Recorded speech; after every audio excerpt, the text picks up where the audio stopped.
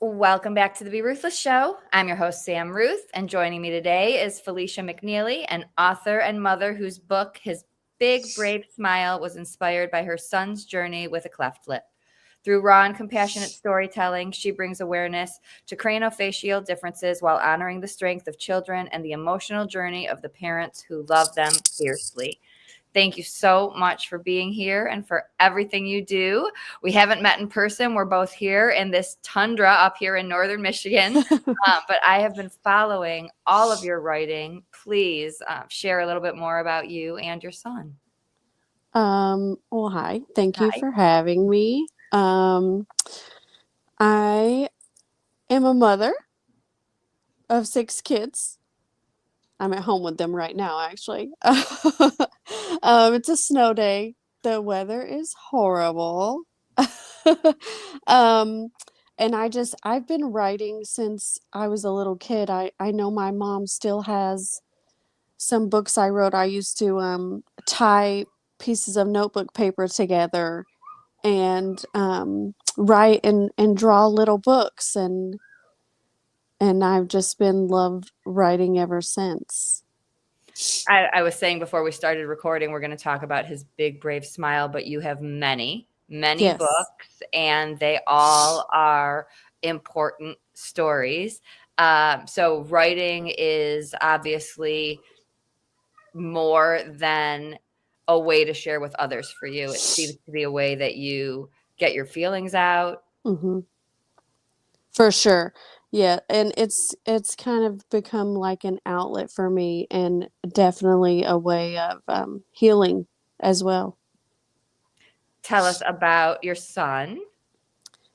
Right now, he is 2.5. He is a spitfire. Very adventurous, fearless, everything that I thought he would be. Just so brave and strong, and that's what this book is really about. Is kids with cleft, and showing them that even though they have differences, they can do and be anything. And Um, the book was such a hit with the cleft community, which we have a tight knit community, very, very helpful. And I decided to start at like an adventure series, starring my cleft son. And his first adventure series, it's halfway done, but he's gonna go up into space. And I just think it's very nice to see kids with disabilities, cleft, whatever, doing all of these different things, because they can do and be anything just like normal kids. And I want it to be more familiar to even other kids. I hope kids that don't have cleft lip and or disabilities will read these books too, and just become more familiar. um, it's really hard sometimes when you see people and children, which I know they don't understand, but kind of give a look to your son and or ask questions. I wasn't ready for that part. I was meeting with someone yesterday who's 55 with a cleft lip, and I was telling him about this book, and he was saying, I needed this as a child. There aren't Hmm. resources, there aren't people other than your family members talking. There's other people pointing and making Hmm. it seem like a difference. And I like to make differences our strengths and our Yes. superpowers. So I love that you are making an adventure series and Hmm. turning this already into something positive. He's Yep. too young to have those conversations, but as he grows up, here are things that he's the star of. Yeah, for sure. And I'm writing these. They were really for him, but and I decided to share 'em. The His Big Brave Smile is more about. Um, it was just something that came to me after he was born, and it's more of like a get cuddly on the couch, bedtime story, little sweet book just about how his smile is so beautiful. But the next series of books will be more about, being brave and just being able to do whatever you want to do. A lot of people who know my story know that when I was 7 or 8, I was on a field trip. I went to a small private school, and we went somewhere where there were many other schools. And I was, who knows, 2 feet tall. I'm small. And my best friend was much, much taller. I just looked up to her. I idolized her. And some other kids came and started bullying and making fun of her. And she froze. Mm-hmm. And I was like, oh no, this is not going to, charged my little self over and said, no. Mm-hmm. But here was this person who I thought was so powerful, who didn't know what to do in that moment. And just people who get targeted, who others look up to. I think it's so important. That was what changed my world. That is when I decided I need to speak up for anyone who doesn't have a voice For sure. in my little self. And I really do believe that's when I decided what I was going to do. So I think anyone who feels powerless or doesn't know what to do, whether it's an adult, a child, someone with a difference, someone with a disability, other people don't always speak up either. Sometimes other people stay silent. So teaching others also that, these conversations, these differences affect so many, and we have voices, and we can be big and brave for them, with them. Yes, yes, definitely. Yes. It obviously he's not in school yet or anything. I dread the day he goes there. I'm not ready for it. As most parents, kids with differences probably are not. But there's been times when we've been, in public at the park, and I know that other kids don't understand, but there's been, kind of dirty looks and pointing, and I still don't know how to navigate that. It is very hard. At first you want to be kind of like but you can't do that to a kid. I just I wish that other parents would just talk about this stuff and be more open with their kids so they can know and learn and not judge others by differences. Right? Like asking questions. Kids don't Yeah, know any better, but when that right. happens, parents can respond, teachers, adults can respond with conversation and Yeah. say, um, you know, what are you uncomfortable with? What are you looking at? How can we talk about things? Because kids respond like kids. We need to Yeah. be the ones to change that dynamic. Right. Do people ever approach you and say, can we ask questions? No, I have not had that. No. Mm. I have anxiety. I've had it my whole life, and it's Yeah. invisible. But when I let people know, a lot of people don't understand it, and I say, "Please ask me questions." Mhm. Mine is different than someone else's, but if you don't know what it looks like, what it feels like, I'd rather talk about it and tell you how mine is than have you go home wondering or thinking you have to be a certain way with me. Mhm. Instead of talking about how I would be more comfortable in this situation. So could people come up and talk directly to you? Oh, for sure.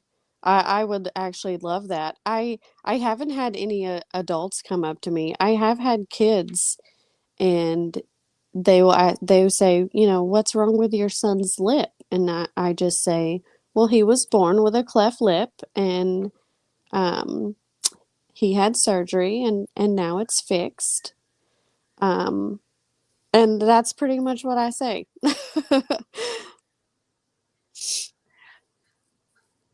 Do they ever ask, does it hurt? Can you eat the same things? No, I haven't had any of those questions actually. I think they just kind of, I don't even know if they know what cleft lip is, so they're just kind of like, "Mm, okay," and then they walk away. That might be what they wonder. Those are things I've had people Yeah. ask. Can we share this? Can we, at lunch, can we say, can you eat this? Mhm. So those are conversations people need to be able to have instead of going home and being afraid to Mhm. offer. Or why aren't they sharing? Why are they sharing with 5 people and not 6? Yeah, for sure. How do Definitely. your the older kids act, and what questions do they ask? They haven't really asked many questions. A 3-year-old also right now, so he hasn't really asked any questions about brother's lip yet. But the older ones I do have, I mean, they saw the whole journey for themselves, so they know firsthand. They could probably answer people's questions for sure. um, the 3-year-old, I just don't think that he notices. That's been his brother and always has been, and I don't he doesn't see any differences as of right now. So, That's the world I wanna live in. for sure.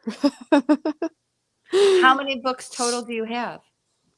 Um, 1, 2, 3, so this is after yesterday that my 4th 4.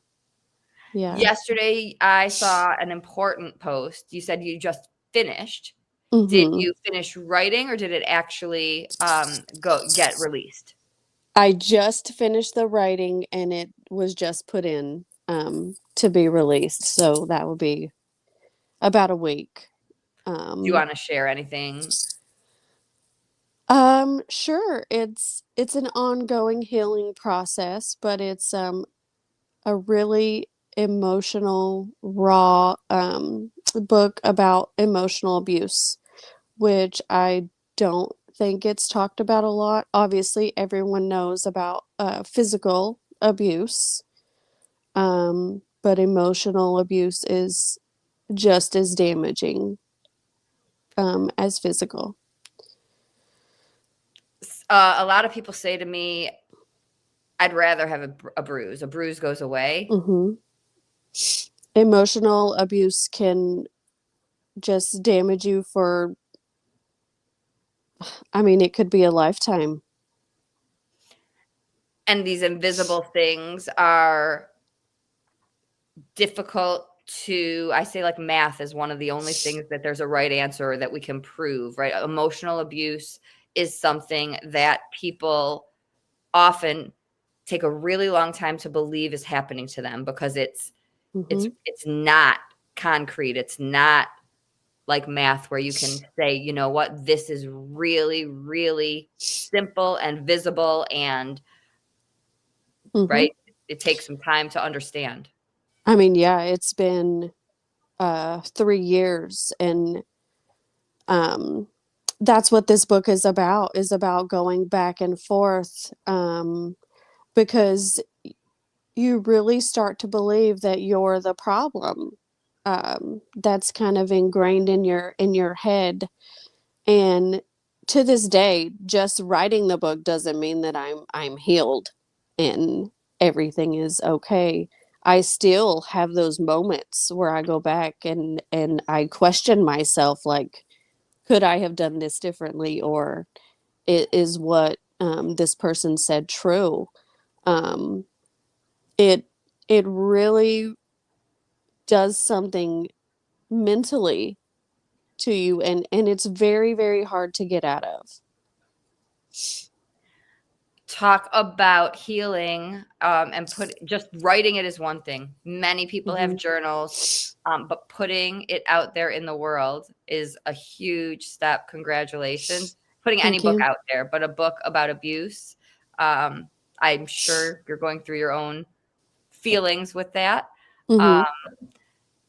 letting other people read our stuff is a big deal. So For sure, because one chapter in the book I dedicated to, I did actually keep a journal through the whole 3 years, and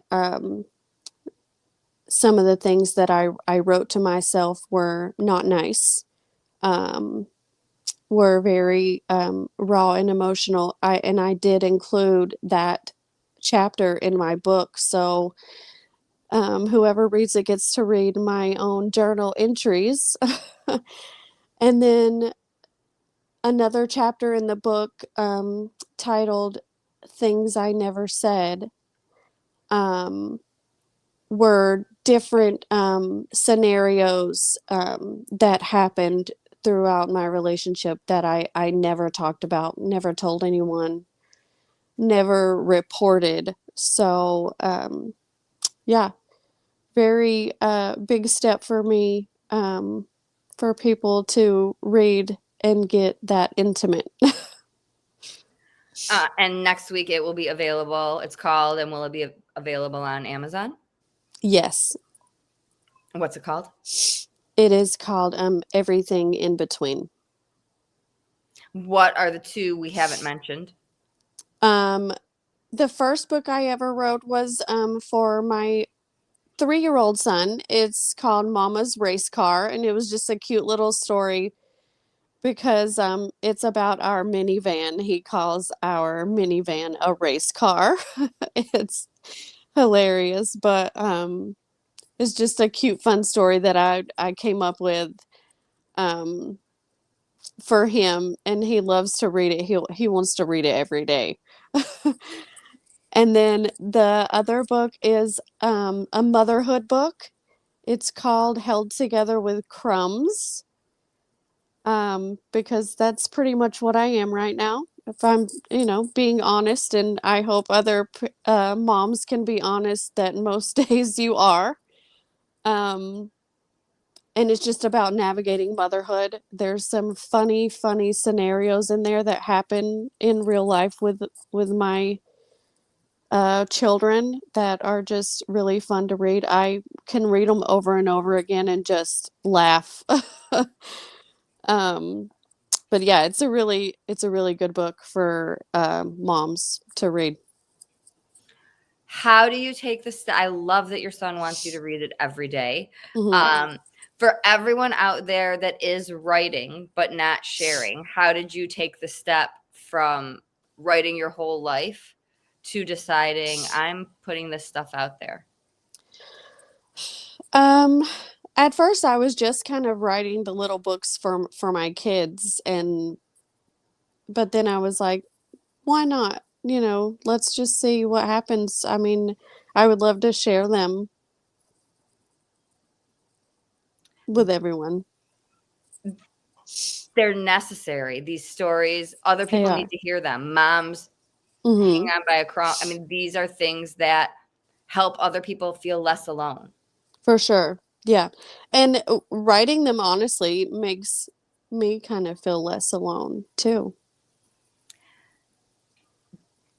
Do you have training in writing? Are you the most I I feel like there's other people out there very similar who might be Hmm. thinking, I can't put my book out there. I didn't go to school for this. Yeah, no, I didn't go to school for this. I'm actually in the medical field. um, I don't think that you need to go to school for writing or any degrees or anything like that. And I think everyone, has a story to share. I believe it's about having a story to share. And a Yeah. lot of times I think we get caught up in our own, like, this isn't important, or who cares about my story, Yeah. when every mom listening right now Hmm. needs that book, because For sure. they are going through today by a crumb thinking, oh my God, like, now I'm not alone. Right. When we Yeah. look at it like it, who needs to read this? Yes. And this book really dives into like um what moms think emotionally that normally you wouldn't speak about. You don't go and tell everybody else, like, hey, I'm feeling like I can't do this today. You don't go around telling everybody that. You keep it inside. And there's actually, I think, a chapter on that specific thing. Um, and it's really the emotions that we go through that we don't talk about because we feel like it's you know something to be ashamed of if we feel that way. I stumbled across you because you were just sharing the book. You are not out there